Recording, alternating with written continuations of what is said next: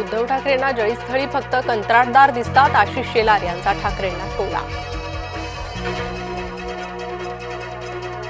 समीर भुजबळ यांचा झाडे तोडण्यास विरोध, तपोवन वृक्षतोड प्रकरणात उतरले भुजबळ।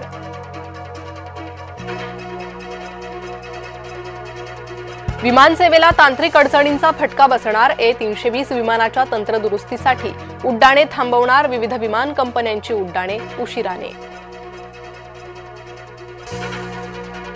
ओबीसी आरक्षणातील पूर्णांकावर निर्णय घ्या, उच्च न्यायालयाचे निवडणूक आयोगाला आदेश। पहिलीपासून हिंदी सक्तीला 98% लोकांचा विरोध, त्रिभाषा धोरण समितीचा जनसंवाद समितीच्या जनसंवादात उमटला विरोधाचा सूर। उपमुख्यमंत्री एकनाथ शिंदेंचा उद्योगमंत्र्यांना फोन बाण, पाचोऱ्यात उद्योग कधी येणार, शिंदेंची उद्योगमंत्री उदय सामंत यांना विचारणा। राजेश अग्रवाल राज्याचे नवे मुख्य सचिव, राजेश अग्रवाल रविवारी स्वीकारणार पदभार।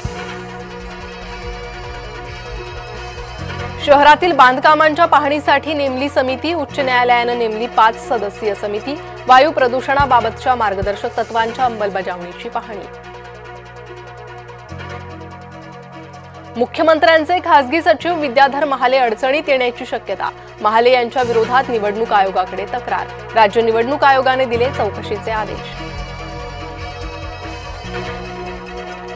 परळी नगरपालिका निवडणुकीत धनंजय मुंडेंची रॅली, परळीत मुंडे बहीण भाऊ प्रचाराच्या मैदानात, महायुतीच्या उमेदवारांना मतदान करण्याचं आवाहन।